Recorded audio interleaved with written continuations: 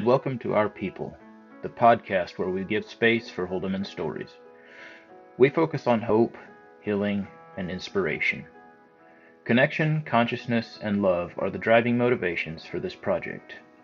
Remember to have grace for those who have chosen to speak out and share their experience. Please enjoy the story you will hear today.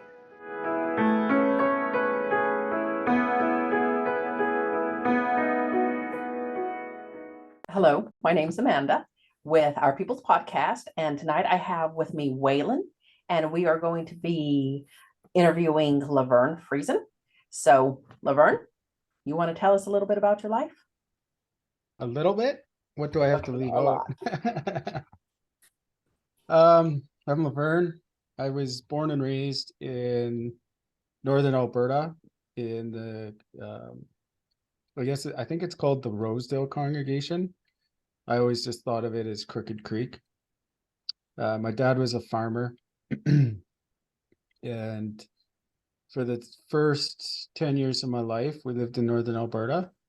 And then when I was 10 or 11, my parents packed us up, sold the farm, and moved all the way across the country to Nova Scotia, which I think they just started a congregation there. It was really small.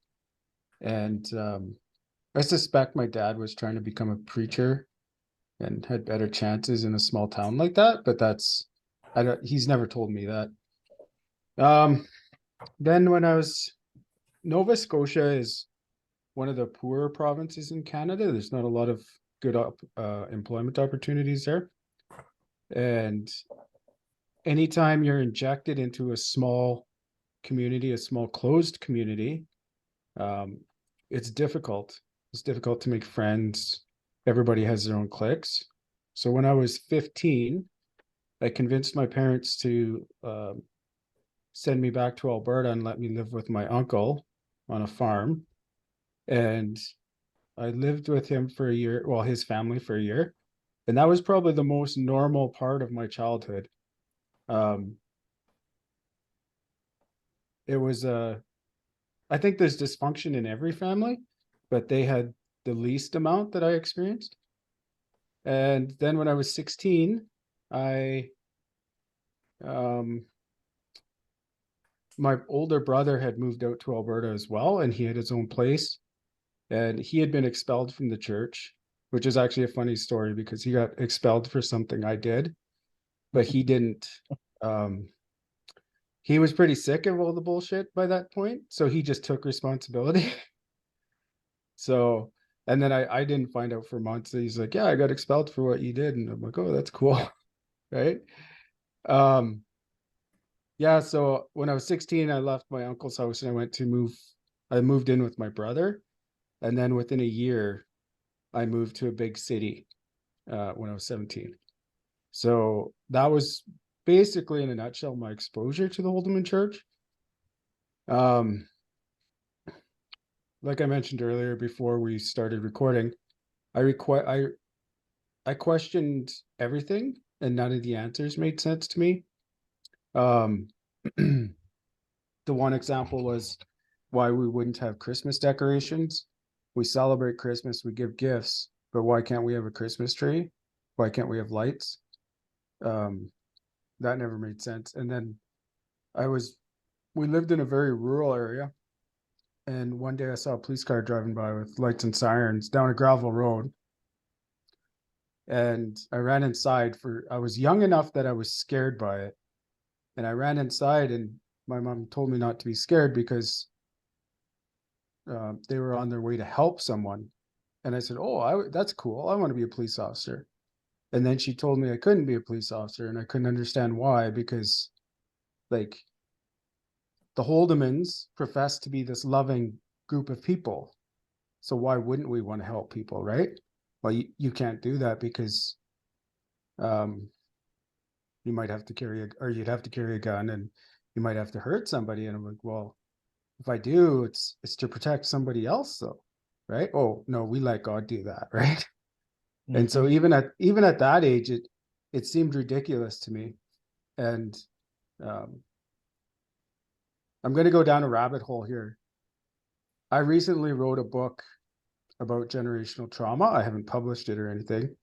And it was, I've actually in the last year, I've written 2 books that I need to publish. But anyway, they've been very therapeutic and healing journeys for me because I've understood my childhood so much better. And later in life, I became spiritual again, or I became spiritual. And the reasoning for not be going into law enforcement, not being able to be a police officer, was the doctrine, and correct me if I'm wrong here, but it's the doctrine or the spirit of non-resistance, I believe. Right. Well, they have that totally wrong. Like, and I realized this while I was writing the book. The spirit of non-resistance, or the doctrine of non-resistance, is not resisting to external forces that you can't control. It's essentially giving into the universe or God and just trusting, right? You're not resisting it, because if you resist it, you'll suffer, right? It has nothing to do with carrying a gun. And at least that's my interpretation of it. I love that. Right? I don't know. It makes a lot more sense to me because, I just listened to I've fallen in love with this podcast done by some Buddhist monks, and they answer questions, and they answered that question. This guy was a police officer, and he's like, I'm trying to live by the principles of Buddha, but I'm a police officer, and occasionally I have to be violent. And this monk was like, well, yes, you're protecting people, like you're doing God's work, right? So I don't know. What's the name of that? What's the name of that podcast that you're in love with? The Way Out is In. Oh, I like that. Okay. Yeah. Yeah. The way out is inside, right? It always is. Anyway, I questioned a lot of stuff. I had a very violent parent who was screamed a lot, yelled a lot, and very physically violent. And it just so happened that, I didn't understand it then, but toxic or abusive personalities are, even their children, who are the kindest or the most empathic individuals, stir up that rage inside them, and they become the scapegoat of the parent. And so I was the scapegoat. Out of 9 children, I was definitely the targeted scapegoat, at least from what I remember. And so I received the brunt of the violence. And I can remember being screamed at when I was 5 years old. And I have no recollection of why. And quite frankly, it was a daily occurrence. But I remember storming out of the house when I was 5 years old, walking across the farmyard. And I told myself, I'm never going to join that church if that's the way they are. And I never did. And there were times where I felt compelled to join. But I thought back to the 5-year-old me and how strong a feeling that was. And I lost any desire that I might have had to, I don't know, participate in that. And I feel strongly that my soul knew that I was not destined to spend a long time in that cult. I went in and I got the abuse and the experiences I needed to progress later in life, and I got the hell out. Right. So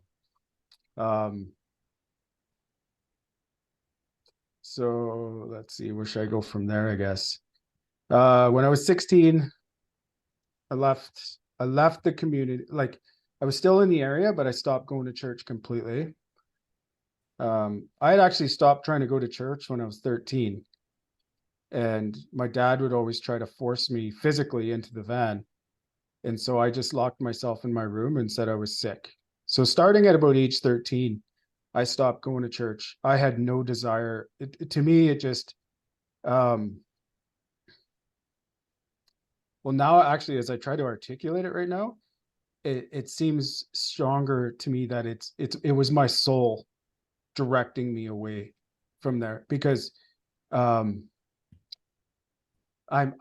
discovered, only in recent years, that I'm highly intuitive, and my body directs me out of bad situations. And I believe that's what was happening when I was 13. That has to be the only explanation for it. I had no desire to go.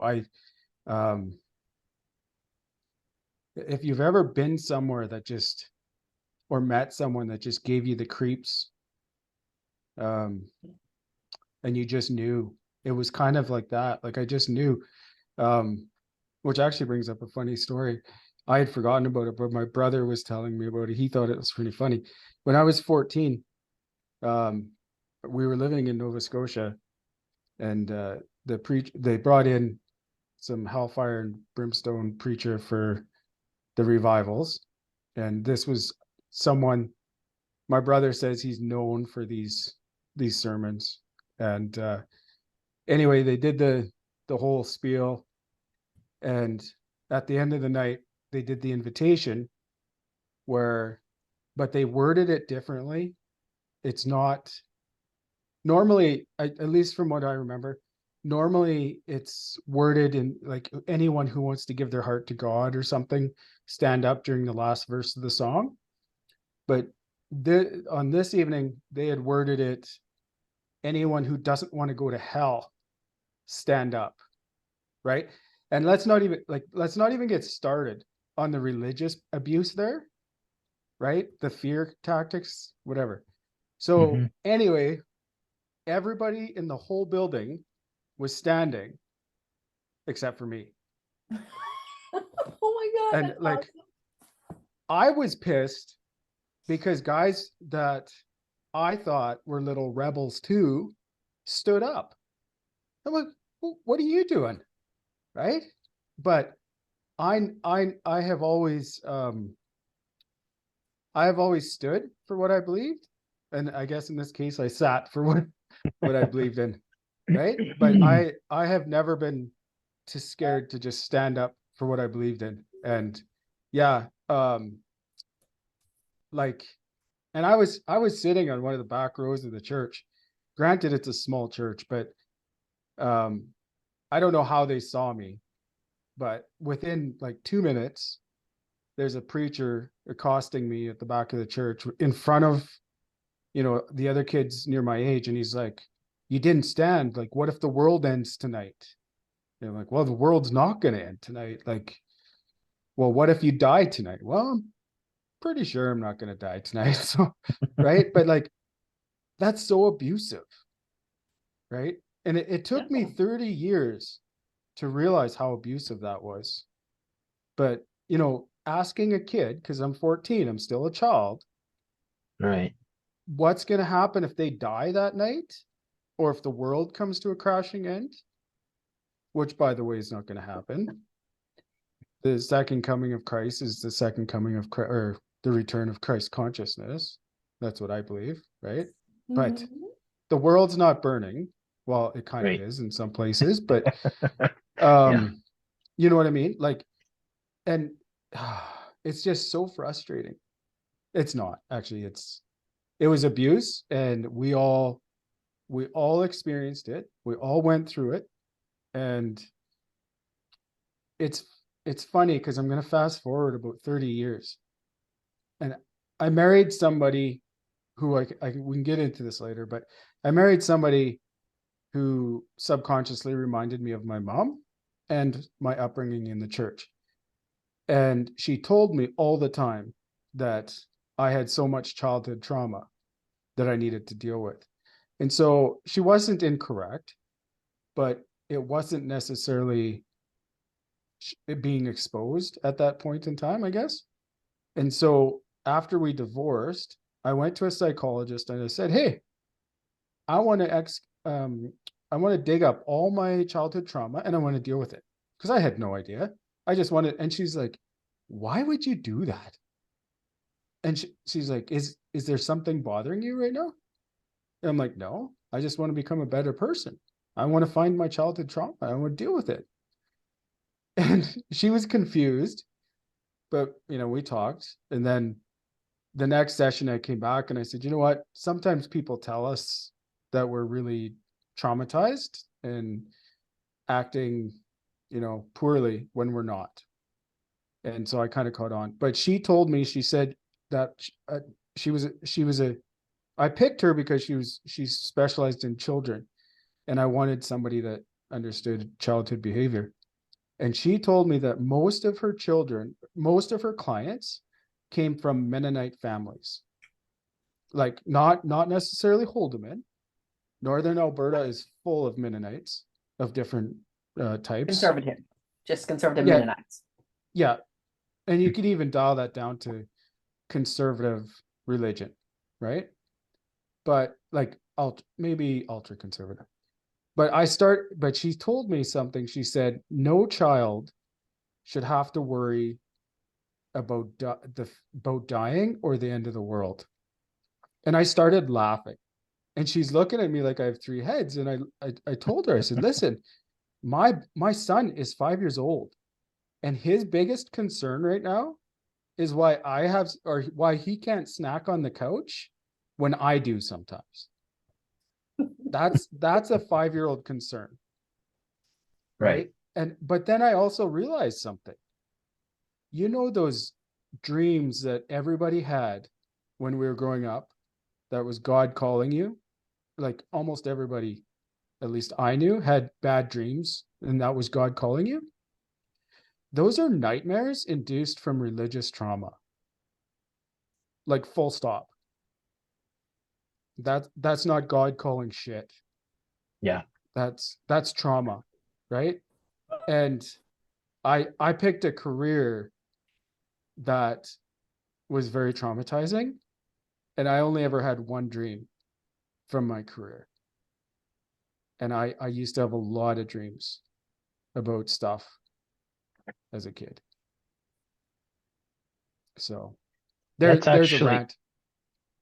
That's actually the main thing my therapist work on right now is nightmares. And almost all of them revolving around the church. Yeah. No. Yeah, God doesn't call people in a violent, scary way. Right? God is not punitive. And whoever God is, right? Like whether you call it the universe or source energy or cosmic awareness, consciousness, or whatever, right? Our creator. Right. There's no fear and control in God. There's none. If we fast forward a few years, I had my conversion experience when I was 40 years old. And what happened was I got a divorce. And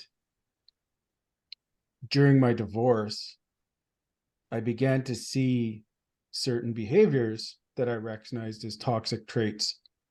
And so, trying to learn more, I Googled them and went down like a year-long rabbit hole. But I began to fear that my ex-wife would take all my money and take the kids from me. And so I even went down a further rabbit hole trying to figure out how I could deal with this and prevent this. And somewhere in the depths of the internet, I found a video that said you just have to accept it. And I'm like, what the hell? But it somehow resonated with me, and the way this lady explained the video kind of made sense. And it wasn't in a spiritual way at all. So I tried to accept it. I had 3 days off work, and I was sitting on my couch, and I was trying to accept this. And I envisioned the absolute worst case scenario where I was going to be broke for the next 4 or 5 years. I wouldn't see my kids for 2 or 3 years. And then I somehow, amongst all my tears, I managed to accept it. And as soon as I accepted it, I was calm. I stopped crying. And I had full faith that it would never happen. And that's when I started believing in a higher power. And I had kind of lost my fear of death before that. Like, I didn't really think there was a heaven or a hell, but I wasn't 100% sure. After that, I completely lost all fear of death, dying, end of the world, whatever. Well, I'd kind of thrown that aside a long time before as bullshit, but so that was my conversion experience. And then after that, I actually started believing a lot of the stuff that the Holdemans preach, but I actually live it. Okay, like give some examples. Well, I feel that God or the universe is pure unconditional love. And I feel, and I believe it talks, I believe that's in the Bible, but I'm not 100% sure. But I believe that I have to be a conduit of that love. And I can't, it is not my position to judge anyone. So no matter how somebody shows up, whether they're a millionaire, whether they're a homeless, addicted guy, whether they're, straight or gay or transgender, it's not my job to judge them. I have to be warm and accepting to them no matter what. And I have to treat everybody the same. Another interesting kind of newer development in my life is I think kind of comes from a different place. I don't really know. And you're going to have to correct me if I'm wrong with a lot of the Holdeman teachings, because like I said, I practically stopped going to church when I was 13. So I don't understand a lot of them, but I believe that my energy is sacred and I need to protect my energy. And I'm recently single. And so previous versions of single Laverne would be on dating apps trying to find companionship, right? And how many of us have been there because of our childhood woundings where we need validation and we need somebody to show us that we're worthy. Anyway, my energy, my sexual energy is sacred. And so I like, currently I'm celibate because I don't want to contaminate my energy, right? So along those lines, it's the same thing. It's I got there a different way from the Bible, though. Yes. Right? I got there because I'm doing the work. I'm living it, I guess. Right? I'm going to try to think of some other examples. So, on that topic there about your sexual energy, when I left the church, I had friends that had never been Mennonite or anything, and I was always amazed at how they had morals where we weren't taught the same things. We didn't do that stuff because because we were going to be expelled, because we were going to be called out. We weren't, to me, we were not taught morals. Why you do not want to do this. Like you said, because our energy is sacred. And so I always wondered about that. And so now I have daughters, and I have actually talked about that with my one daughter about, that we are sacred, like our bodies are sacred, our energy is sacred, and who, we need to think about that stuff, and who do we want to share our energy with and gain their energy, and look at it from that way. Not that, because obviously, we don't have, well, the church is going to expel you, that's why you don't do it. And I think that is very, very detrimental for people to tell their children that is a reason they don't do something. Well, I don't need the fear of hell to be a good person. And nobody should need a fear of hell to be a good person. You should be a good person because that's who you are. Yeah. Right. And that's actually another issue I have with many religions is that nobody needs saving.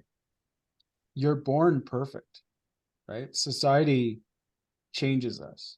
We don't need to be saved from anything. All it does is give control to the whichever organization you belong to.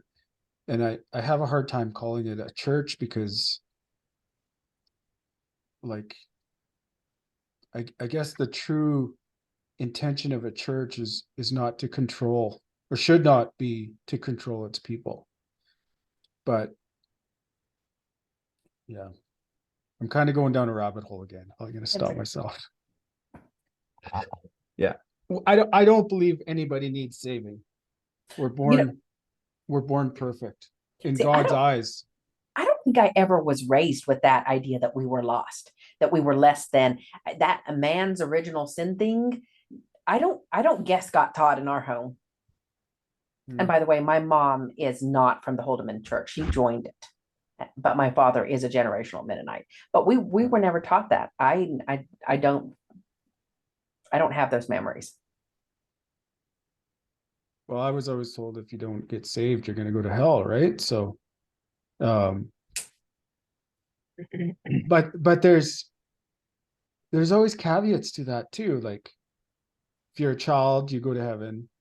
If you've never heard of the Holdemans, you'll go to heaven. Well, like, how was I cursed to hear of you guys? I didn't want to fucking hear. Sorry. Right? Like, so yeah. I don't know. Lucky me. Yeah. Well, I'm gonna forget that I've ever heard about you. But okay. Yeah. Another experience that I had while I was a child, and is actually very common, I think. It wouldn't surprise me if you guys can both resonate with this, or at least know about stuff. But I was sexually assaulted by a community member. And everybody in the whole community, like my age group, all knew. Everybody knew. Everybody was talking about it. Everybody was talking about how they told their parents, and yet somehow it still managed to happen to me. And then when my dad found out, I didn't tell him. I told my older brother, who told him. And I said, well, isn't this illegal? Like, shouldn't we be calling the police? He said, no, we're going to let the church handle it. The church handles this stuff. Well, they never did.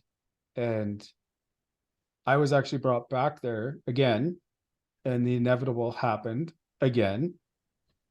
And I recently connected with an old friend of mine, a childhood friend that I haven't seen in probably, I think we decided it was like 35 years since the last time we'd seen each other.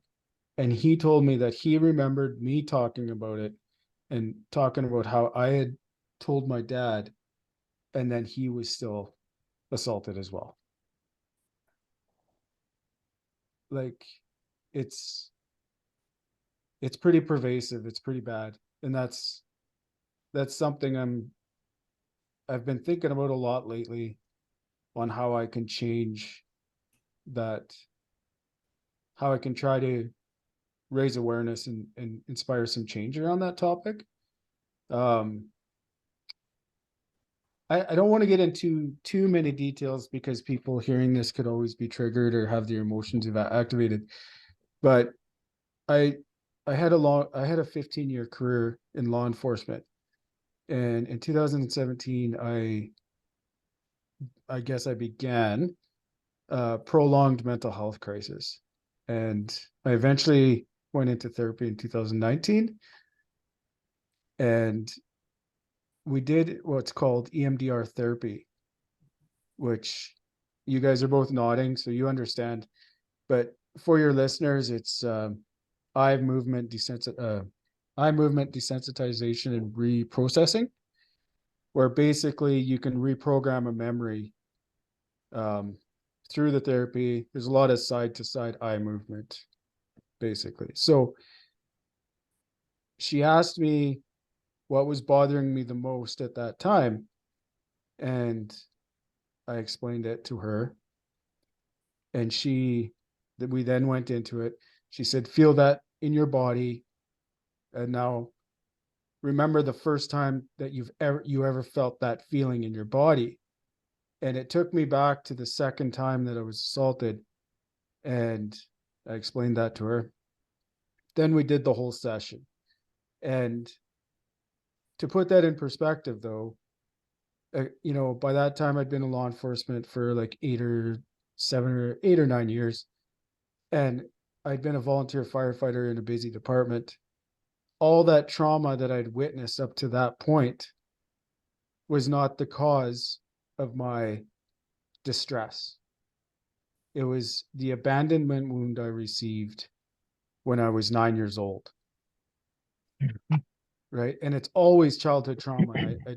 That's kind of my new hobby right now, is doing my inner child work, because that's how you get really healthy. The bright side of the story is, at the end of the session, she asked me to tell her something good that came from that event. And the answer was instantaneous. I'm a better dad because of it. And I am a better dad because of it. And that's what matters to, well, at that time, 39-year-old Laverne. So 30 years later, almost exactly 30 years later, I'm a better dad because of the single most traumatic incident in my life. Right?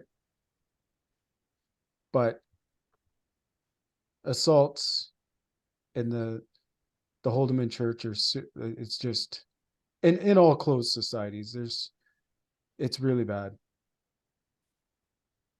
I remember in Phoenix, when we lived there, that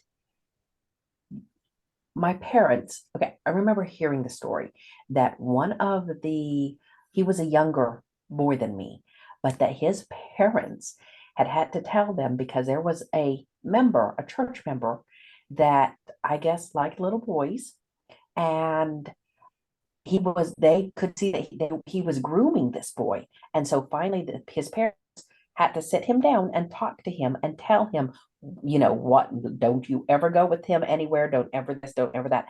And I was a kid, okay, and I was thinking, I'm sorry, so we just know that he's in our midst and we don't do anything about it? Like, he's okay to just walk among us? Who doesn't stop this stuff? And that is what I just don't understand. Where or what happened, or how did it happen that the church will take care of it became the answer? Where did that? That was back in the 80s, and I was like, they're protecting the image of the church, because they're this one true church, and they have to protect the perfect image. no, right? No, not at the expense of a child. Who thinks it's okay? Who? Well, I don't know. And honestly, so way another rabbit hole here.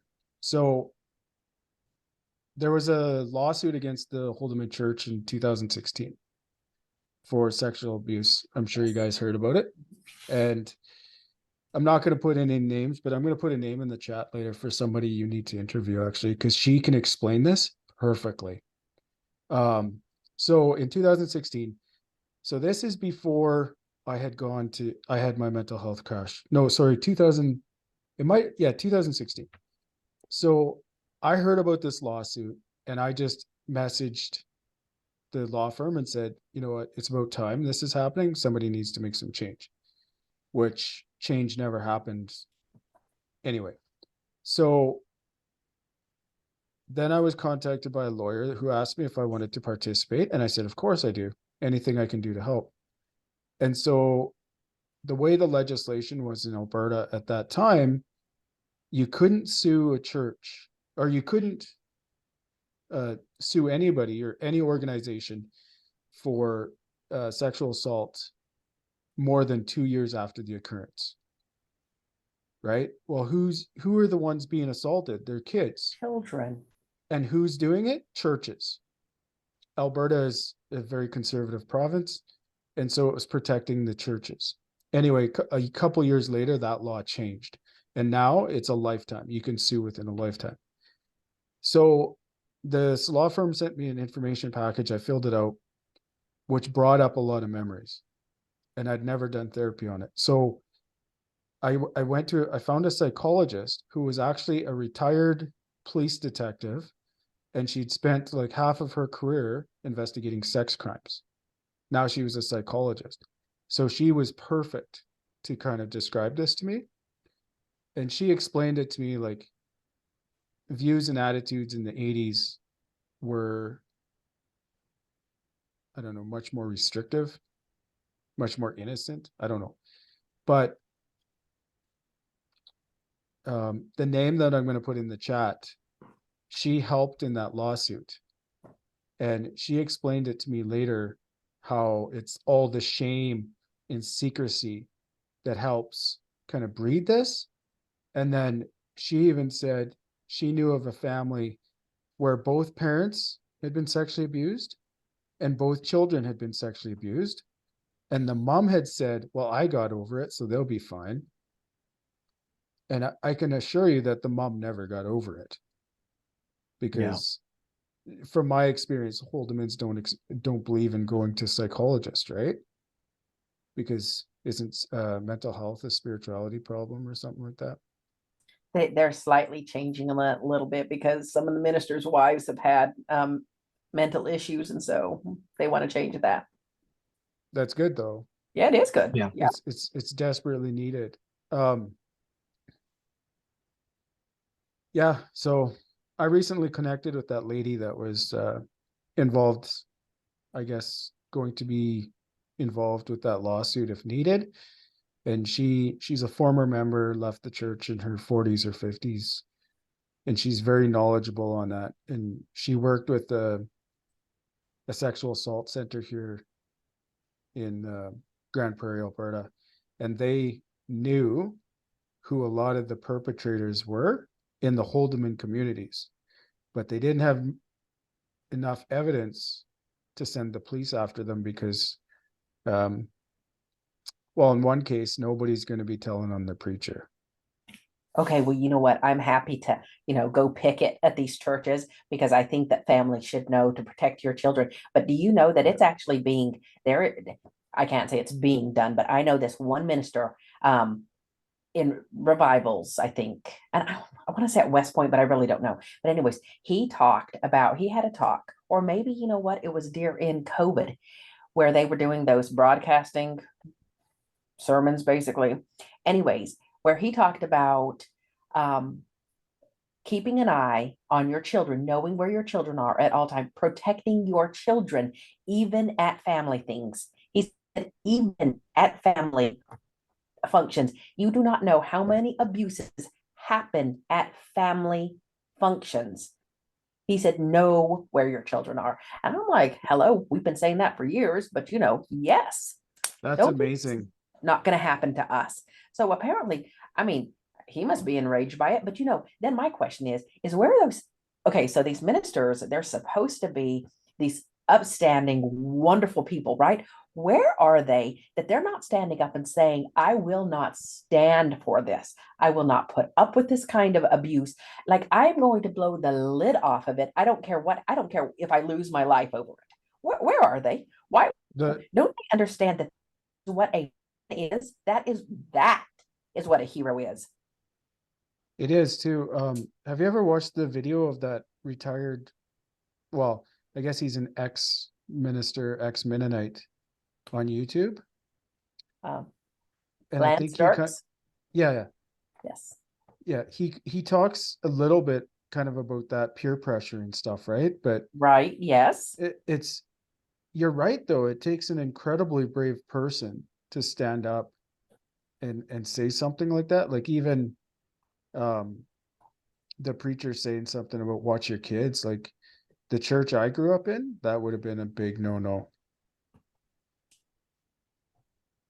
Well, I don't give any of them an excuse. So if any, preachers hear this at all, just know that you're a coward as long as you keep your mouth shut. Well, and you are perpetrating that abuse. So you might as well be the abuser. So how does that sink in and feel? Yeah.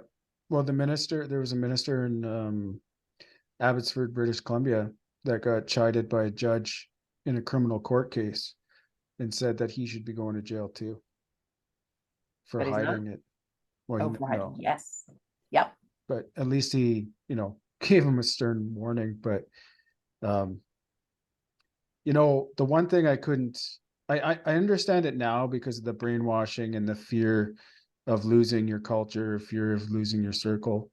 But, well, actually, I don't really understand it. But my parents and many other parents, their first instinct was to protect the church over their nurturing. And as a parent myself, my first instinct is to nurture my kids at all costs. Right? Like, I mean, I would, kill people or burn down buildings to protect them. I don't give a crap Yes, about. that same here. Yeah. Like so that why it's unfathomable to me that these people that all of these 25,000 people, okay, so they don't all know about everything, but that they're standing by and allowing it to happen. And I mean, what, thinking it's either not going to happen to me or like that woman, oh well, I got over it, my children will too. You know what though? I think a lot of them don't even know about it Yeah, because they because keep it quiet. everything's so secretive. So the person so when I was 18, I lived in the community again for about 6 months. And I kept hearing stories about more and more people getting abused by the same person that had abused me. Please tell And me you went so, and visited him. no, I called the police. Good. And And the police went into the community and started interviewing people because I gave them a list of names. I knew who all the victims were, so they couldn't hide it. And so the perpetrator actually went to jail himself. Long story, he went to jail for a bit. And in jail, he got therapy, went to peer support, that kind of thing, and discovered that he had been victimized, or he knew he had been victimized as well. And unfortunately, he died when he was 39 or 40 years old. I can't remember. And by the time he passed, I had forgiven him, right? Because I guess I understood that everybody is a product of their circumstances. But he gave a good friend of mine four names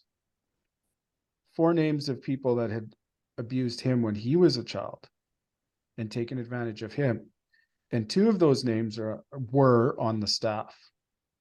So Wow.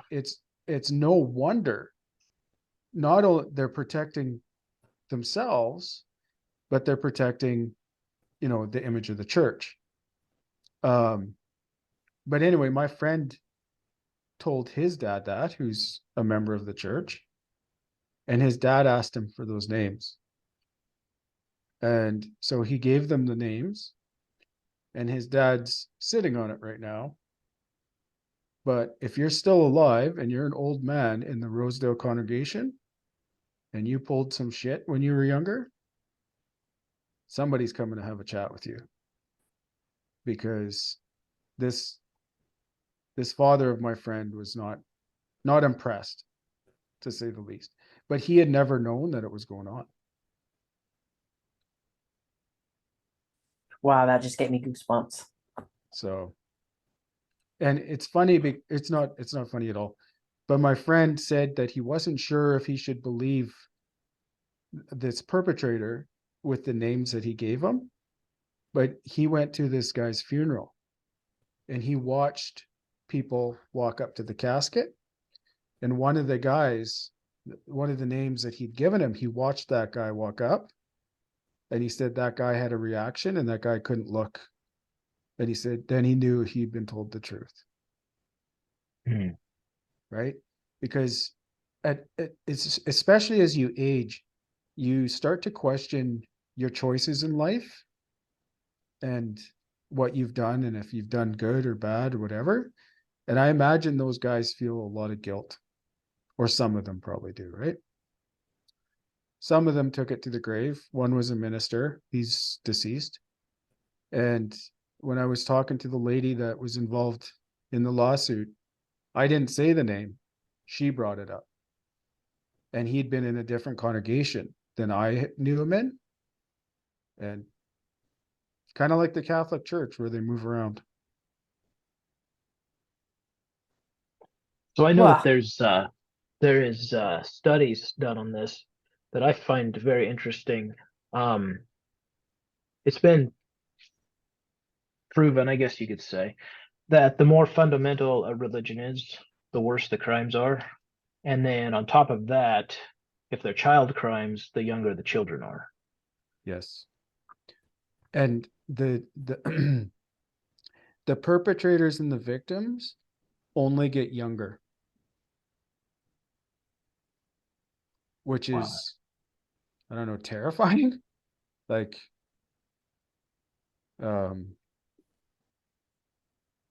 yeah, is I'm not sure that my kids will ever step inside a Holdeman church. You know, there's going to be family funerals in the future, but I don't know, right? I've been to other churches. So my experience with religion growing up, um, I had an aversion to anything religious. I couldn't even use the term God for years. And a couple of years ago, I was in a relationship, and she asked if I would go to church with her. And I said I would. I said, don't expect me to come all the time, but I'll go.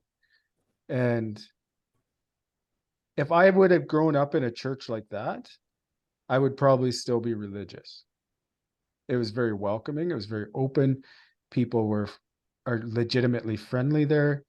You can come, show up just as you are.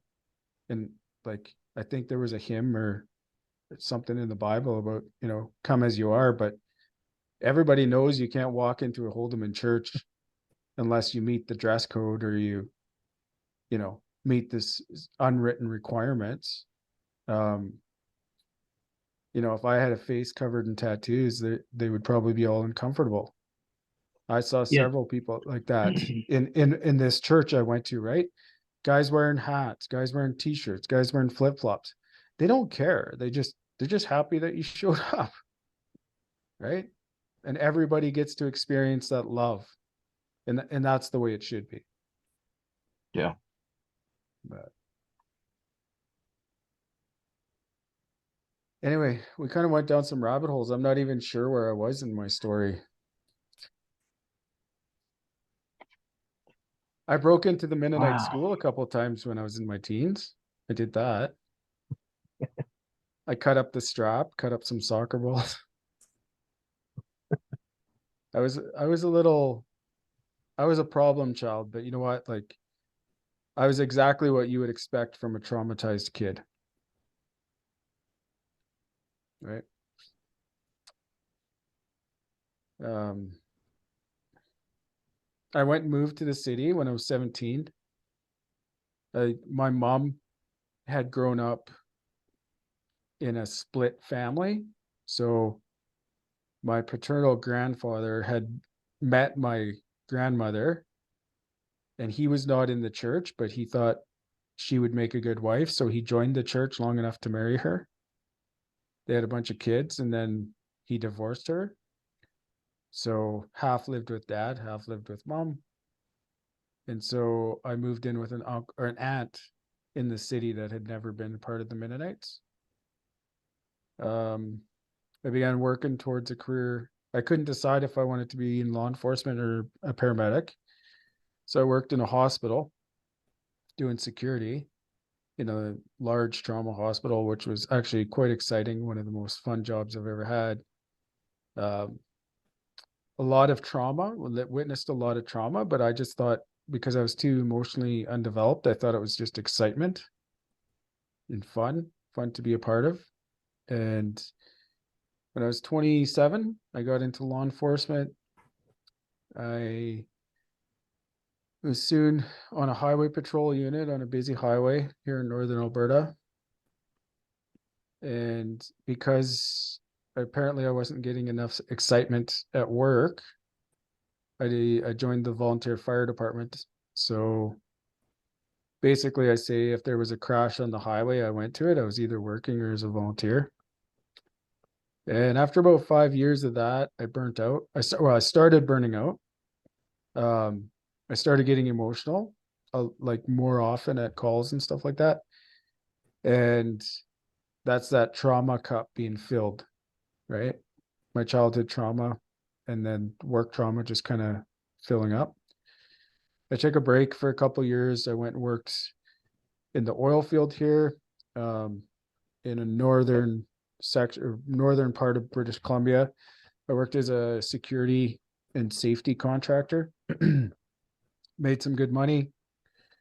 By that time, though, I had been married and we had a daughter, which was daddy's little girl. She still is. And so I would have to work away from home for 2 weeks, minimum of 2 weeks at a time, sometimes up to 3. So I wanted to come back. My ex-wife was pregnant with our son, so I promised her I'd be back home. So I got a law enforcement job in the city that I live in now, which is about 45 minutes from where I grew up. So actually, when I was growing up, it was just a little single lane highway out to the rural area. Now it's twinned all the way, so it's not an hour like it used to be. It's about 45 minutes. I got a job here. Thought I was living the best life I could live. I was married. I had a young family. I had a good job, brand new house in a nice neighborhood, and I was in the best shape of my life. And then 2017, I was involved in an incident that probably involved the most irrational person I've ever dealt with. And the worst part about it is although he obviously didn't know where I lived, I knew where he lived, and he lived just around the corner from me. And that terrified me. Because I'm always out with my kids and stuff like that. And so I put up cameras around our house. I memorized his vehicle and license plate. And for the longest time, I couldn't even drive by his house. Even if I was at work in uniform in a patrol vehicle, I would drive around his house. Like I would find a different way in and out of the neighborhood. And then a week later, I saw him again. He never saw me. And I experienced my first ever anxiety attack. And that was kind of the start of my mental health decline. I had a pretty busy summer, and there was a lot of little incidents that just kind of made my mental health deteriorate. It started with increased irritability, and then I would start getting angry. And by the end of the summer, I would have bouts of rage. I would see an email, some kind of perceived misdeed from somebody, one of my supervisors, and I would just lose my mind. That fall, I took a break, 3-week stress leave. The first thing I did when I got back was yell at a supervisor. Got, kind of accused of insubordination, which should have been a red flag to everybody else and myself, but it wasn't. I don't know how. And then they made me a supervisor or a de facto supervisor. And so I put even more into my life, more into work. And I'm going to backtrack for a second. So all the trauma from my childhood and from my family and from the religion, I had this deep-seated feeling that I was unworthy, and I always had to prove my worth. And I became a people pleaser out of survival. So, as a young child, you're always trying to please people just to, save yourself from the next beating or something. And so now as an adult, I'm putting everything into my job that I can, and I'm putting everything into my home life, and I'm never saving anything for me. So in addition to the trauma that I've experienced that I've never dealt with properly, I'm now using up all my energy for other people. Eventually, it got to the point where I couldn't sleep, and I would sleep about maybe 1.5 to 2 hours of sleep a night. I was taking up to 5 times the recommended dose of a sleep aid, and I would either fall asleep for an hour and a half or 2 hours, or and then wake up and could not sleep, or I would eventually fall asleep somewhere in the middle of the night for an hour and a half to 2 hours. It got to the point where I didn't see an out other than taking my own life. And so I would spend my nights in bed just thinking about, I would just plan my own demise. But during that time, and this is where soul contracts, if you guys are familiar with the idea of soul contracts, or I guess God, or the universe, whatever, it came into play.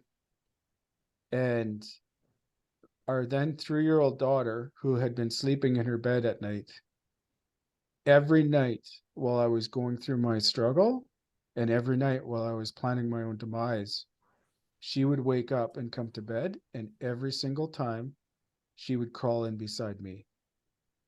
And she would tuck herself in beside me. She would put her head in my armpit, and she would fall back asleep.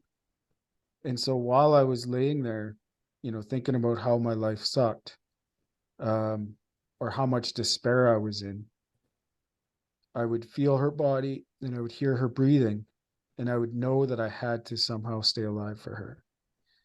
I'm going to detour here for a second, and I've had my Akashic records read. And for anybody that doesn't know, reading your Akashic records is reading your soul's story. And the lady didn't ask me, she told me. She said, "You have a daughter, and you guys have spent many lifetimes together." And so part of that soul contract, I don't necessarily know who's teaching who, but she saved my life, and she knew, right? So the stigma of mental health is so pervasive, and I was terrified of talking to anybody about how I felt. I was scared. I worked in law enforcement. I knew what happened to people that said they were suicidal. And so I kept it to myself. I was too scared of how I'd be perceived. But eventually, especially after my daughter was sleeping, coming in every night, and I was trying to find a way out. And I went to the one person in my life who I thought would actually help me. And I tried to tell them how desperate I was. And the message wasn't received somehow. And I blamed myself for miscommunication. And so I went back a few nights later, and I tried to tell this person the situation I was in. And they looked at me and they said, "I know." And then they walked out of the room. I know alone. I know what that is. I've been there. Somehow, by the grace of God, I managed to survive. I was seeing a counselor. She didn't understand the first responder mentality or world.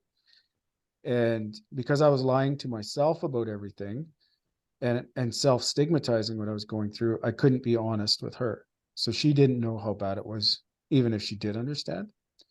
And first responders generally don't trust other people. You're either you either get it or you don't. And most everybody, a lot of people don't really understand it. So you just don't trust anybody. I wasn't sure how I was going to survive. I was at the point I was ready to go get a minimum wage job just so I could stay alive. But an agency near where I worked started or posted for a position. So I applied there and I somehow got the position. I still don't know how to this day because my anxiety was through the roof. As I found out later, I was going through a major depressive episode. So I was depressed. And somehow I fooled these people into believing that I would be a good hire. Right. And I think that goes to show how well we can hide our pain. And so I got a new job, thought everything would be good. I was happier. There was less stress, but I still felt off. And I worked at that position for about, actually, I was only there for about 3 months. And then one afternoon, I was the first on scene to a 3-vehicle collision. And I got out of my patrol vehicle and I was approached by a couple with 2 small children. And the kids were crying, but they weren't injured. And I went to say something to them and I couldn't talk. I had a lump in my throat and I almost started crying. And I'm like, what the, like, and my mind started racing. I to this day, I have no idea what I said to them or what I did, but they seemed satisfied with what I did. So I continued on. It was on a 4-lane highway. There was 2 lanes going one direction where this crash had happened. And there was 3 vehicles in the collision. And I didn't even notice the 3rd vehicle until I pretty much stumbled on it. Like I must have been experiencing tunnel vision. But my mind was racing. There was a person, one of the drivers of one of the vehicles was trapped. I tried talking to her just to console her. I couldn't talk to her. In the back seat, there was a girl a little bit older than my own daughter. She was crying. I desperately wanted to help her and I couldn't talk. Nothing, like I started crying when I started talking to her. And so I stood back and I pretended to keep busy. And I watched, I just watched the firefighters come. And I was terrified because I had always been like a really calm, cool professional. And like I was the guy when something happened, I was the first guy in. That was always me. I was always at the front of the line, no matter what we were doing. And a lot of my supervisors kind of relied on that. And now I couldn't even function. And that was the catalyst for me to get help, to actually get help. At that point, I thought I was broken. I went to Google and I thought never go to Google for anything medical advice. I did. And it told me I was broken. Right. So I ended up finding a psychologist in Grand Prairie here that specializes in first responders. And so I knew I could trust her. And the first appointment I had with her was for an hour. And I cried for the whole 20-minute drive to her office because I knew I was going to get help. And my appointment was for an hour and I cried for 2 hours in her office. And clearly she knew that as a first-time person, I was probably going to spend more than an hour there. But she leaned over and she put her hand on my knee at some point and she looked me in the eye and she said, "You are not alone." And for somebody who had been continuously abandoned my whole life, whether my parents intended to or not, they emotionally abandoned me, right? The church community abandoned me, right? They allowed that abuse to happen to me, whether it was in the home or outside the home. And so to hear somebody tell you that you're not alone and they mean it and they're authentic, they're genuine, that's pretty powerful stuff. So I embraced therapy. I thought it was the best thing ever, right? Because you go from feeling the worst you've ever experienced to now like, fuck, this is great. And every 6 months, I'm like, oh man, I'm a new guy, right? It was interesting because she had me do a battery of tests after a while, and I'm like, man, like I felt so good. Like if this was like even 2 months ago, I would have been way over here. I would have answered the worst. And the next session that I had with her, she went over the test scores with me, and she's like, you're 1 point from being clinical, like being diagnosed. And I'm like, but I feel so good. Right? So it's crazy how far you can come. And like I said, though, before doing EMDR therapy, all of that stuff, the trigger for it was all the childhood stuff, right? If I had had this nice, safe, loving upbringing, minus, a very controlling and abusive church, I'd probably still be at work, but I'm not. As I kind of healed, I learned a lot about myself and that my people pleasing ways and kind of my codependency where I needed somebody else in my life, where I would basically sacrifice my life for the needs of other people. And I set boundaries. It wasn't long after that I got divorced. I'm not going to make any obvious connections, but I'm sure there are some. And the divorce, or the wake of my divorce, was a period of a lot of growth for me. And that's where I guess my spiritual awakening happened. I call it my accidental awakening because I never intended to be spiritual. But, I told the story about how I accepted my fate and things kind of fell into place for me. Yeah, so the new municipality I worked for was a rural municipality, and it was a lot quieter. And so I used to spend hours, my whole shift, just listening to podcasts and audiobooks, trying to figure out who I was and what made me tick and what made other people tick, and just trying to become a better person. And then I eventually started dating again. And about 2 years ago, actually, it's pretty close to 2 years right now. I started dating a lady that seemed a little different to me, almost odd. And I couldn't place it until I met her. We went on a first date, and I realized that she had actually done work on herself.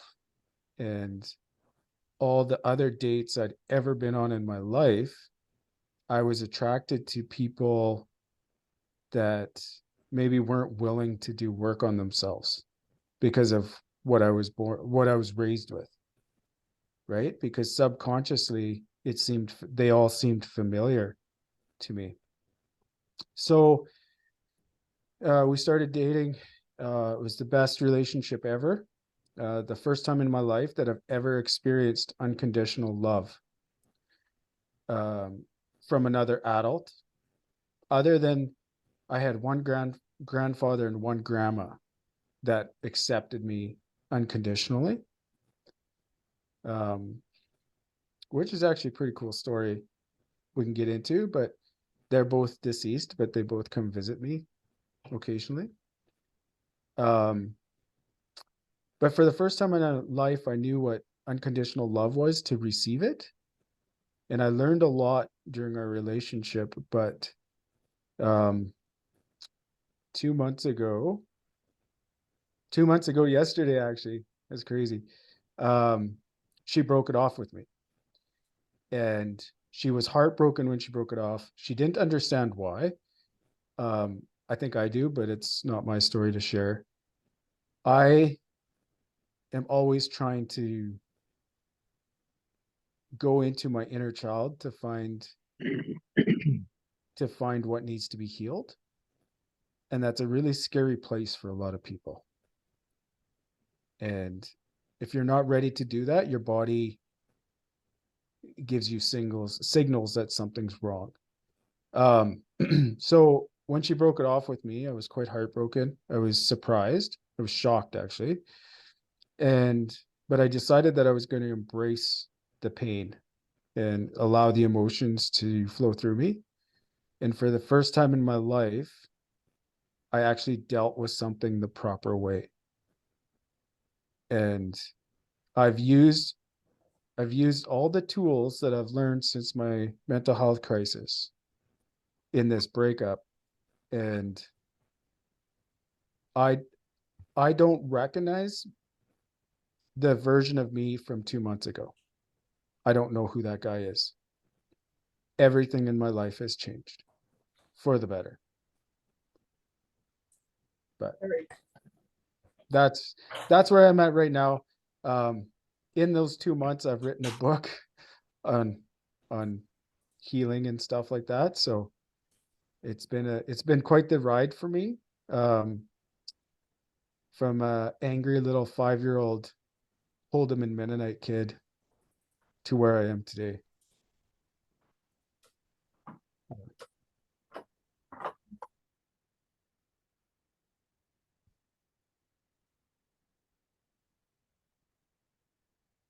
Wow.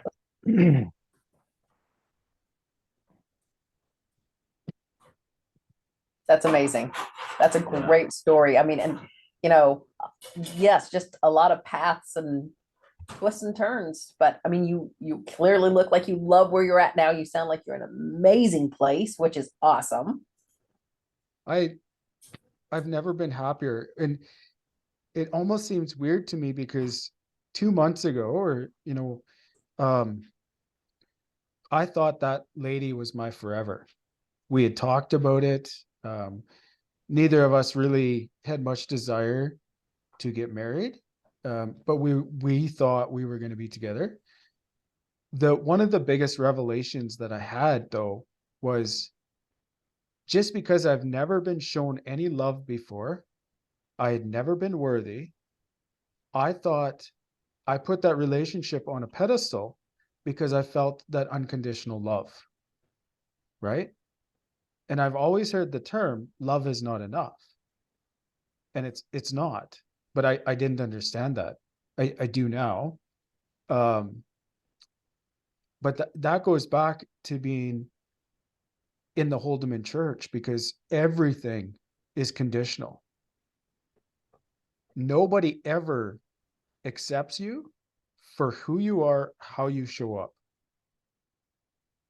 And regardless of whether you have like healthy Mennonite parents or unhealthy parents like mine, or there's generational trauma on both sides. That unworthiness that you receive in that church, you never get any validation. So guess what? You're going to go try to find it in other ways. And that's how addictions happen, right? Sex addictions, drug addictions, alcohol addictions, work addictions, right? How many people work 90 hours a week or 80 hours a week just trying to prove their worth, right? So I think it all stems from my childhood. I have no anger for anything. Well, I kind of accept the fact that I kind of picked this path. My soul picked this path for me to learn these lessons, which, I'm okay with. But many times in my life, I victimized everything I went through. Why me? Why do I have to go through this? when I was young, I used to dream about getting picked up by children's services and put into a normal family away from the Holdemans. I used to dream about that. I wanted to go to a high school. I wanted to play on a hockey team. I wanted to watch TV. Now I don't even watch TV, right? Because it's there's not much good on it. But I was so desperate for this normal life. And now I realize there really is no normal, because everybody is going through something. Everybody, and I actually want to bring that up because it's a part of my story. It has nothing to do with the Holdemans. That collision I was at, where I couldn't function and where I just stood and watched the firefighters do their thing. One of the first firefighters to get there was a guy I know or knew. And I watched him, and he was just so efficient. He was calm. He was really good. He had a really good demeanor with the patients. And I just admired him. And I'm like, man, that used to be me. Less than a year later, he took his own life. You never know who's suffering, right? You never know who's going through something or how fast it comes on, because sometimes it comes on really fast and it's hard, right? But Yeah, I've heard it said if you have a this just reminds me of that, if you have a catastrophe or something happen, the people you want there are the ones that had childhood trauma, because they can just shut it down and take care of things. that's an interesting point, because I've never thought of it that way before. I know there's a lot of childhood trauma in that first responder community. But that's interesting, because I used to be able to turn things off like really quick. Yeah. But now I can't. So after my mental health crisis and after I got healing, it's like, so we build up a wall around our emotions, and I call it a crust on our soul. We put this crust over our soul to protect ourselves. And through my healing journey, I've taken that crust off. And so now I feel my emotions very freely. And in 2022, my psychologist finally told me that I needed to find a happier job. And so I left law enforcement. But I would go to calls and I would be like, I just wanted to cry with the people. Right? Like, Mm-hmm. and it's hard to meet society's expectations of being this tough first responder when you're crying. But I think it's kind of beautiful, because I think in our most natural form, we're supposed to show our emotions, right? Children, you never have to guess what a child is feeling, right? Yeah. We as society teach them to suppress their emotions, to hide their true self. Obviously, you can't be going to, like a weapon situation and be crying. You need to have your shit together, but still. Yeah. Exactly. Yeah. Well, is there anything else? Thank you so much for sharing your story with us. I really enjoyed it. Waylon, do you have any questions? No, I think you did a really good job of laying it out in a very succinct manner. I like to talk. I can get carried away though. We might have to have you on for more of just a mental health uh, session or something like that. Yeah, that's my passion. I actually Yeah. I work as a peer supporter now. Um, I don't know if you can see the shirt good. It says Stigma Kills. Mhm. That's a clothing company I started because the stigma around mental health almost killed me. And then I realized how ridiculous it was. And we all, like, everybody suffers, or most people suffer at some point, and we all just like carry on like nothing's happening, nothing to see here. When I was experiencing my crisis, um the people, I'll deal with work situation first. I was a completely different person at work. I didn't do anything. When I did something, I was sarcastic, or I was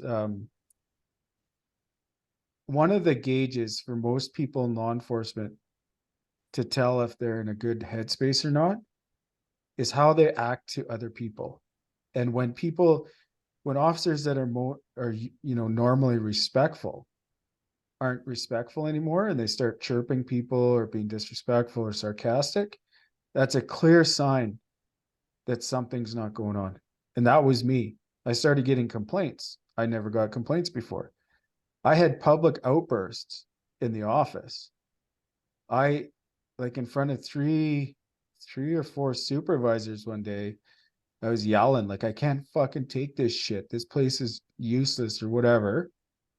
Yet nobody asked me if I was okay. Not one person. Right. And I'm sure everybody knew that something was up. Like, hey, he doesn't act like that normally, Yeah. you know? But because of who I was as a people pleaser and a codependent, um, I chose, I had a lot of people in my life that weren't there for my benefit, right? The relationships weren't mutually beneficial. They were very one-sided. And you know what? A lot of people had to know that, hey, he's different. Maybe we should talk to Mhm. him. And nobody did, right? I was Yeah. married at the time. I was a horrible husband. I was horrible. I was emotionally dysregulated. Um, yeah, I didn't get right. So whatever reason it is, it happens, right?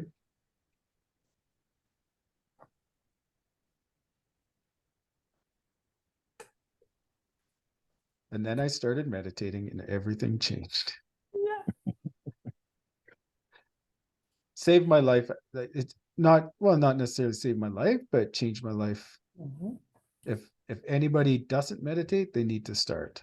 My mom asked me, she likes to ask us girls, are you having your devotions? And so finally I just started saying yes, because I mean, I meditate. So I think it's the same thing. It's what she's calling devotion. So I just went with, yes, mom, I have them. Yeah. Yep. This can take a bit of a turn, but after I started meditating, that's when I started discovering that I could communicate with spirits. And they actually came to talk to me. And at first it's kind of like, you the whole the whole concept used to scare me, used to terrify me. But um not to get into a lot of detail, but my grandpa, my paternal grandpa, who died when I was 8 years old, came to talk to me, and he told me, there's going to be trials and tribulations along the way, but it's to teach you patience. And I believed it because I was very impatient. I was a very impatient person. And my divorce just started there. And I have to tell this story because it's funny. Um, my divorce had just started, and I had just got a lawyer, and but my lawyer wasn't answering my emails, and I was very impatient because I wanted it to be over. And so when I got that message, I'm like, okay, I'm going to be patient now. Approximately 4 months later, I go to the courthouse, I'm working, and I'm at the courthouse, and I see this another officer that I know that's assigned to protect the courthouse. And he asked, well, and he had been off work for 6 months and he just got back, and he asked me what was new. And I said, well, I'm going through a divorce. And he said, oh, who's your lawyer? And so I told him. And then he said, well, who's she using? And I told him. He's like, no, no, no, no, you cannot use them. They hate each other. And I'm like, really? And he's like, yeah, they used to date. And then the female lawyer wanted a long-term relationship and he ditched her for another lady. And I'm like, whoa. And so I told him, I'm like, hey, go back and ask the clerks who a good lawyer for me would be. Because I didn't want an aggressive lawyer, but I wanted a good lawyer. And so he went, and then I found another officer that was at the courthouse there. And I said, hey, this guy was telling me that I shouldn't use this lawyer because my ex-wife's lawyer is this person. And he's like, oh no, she hates him. And, it's funny because I would have pushed through had I not been given that message. And I decided to sit on it and, catastrophe diverted. Wow. But I have a bunch of stories like that where, something came through and changed the course of something, right?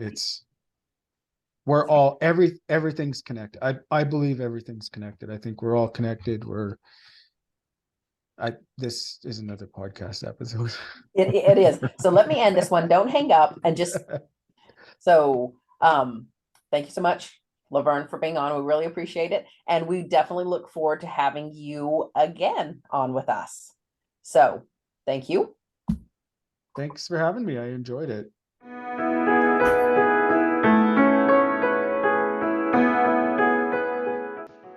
Thank you for listening. It is an honor to connect with our guests, and we wish the best for them as well as our listeners. Remember to like and subscribe for more episodes. Our People can be found on all major podcast platforms as well as YouTube. If you are interested in sharing your story, please contact us at ourpeoplepodcastteam@gmail.com. Thank you.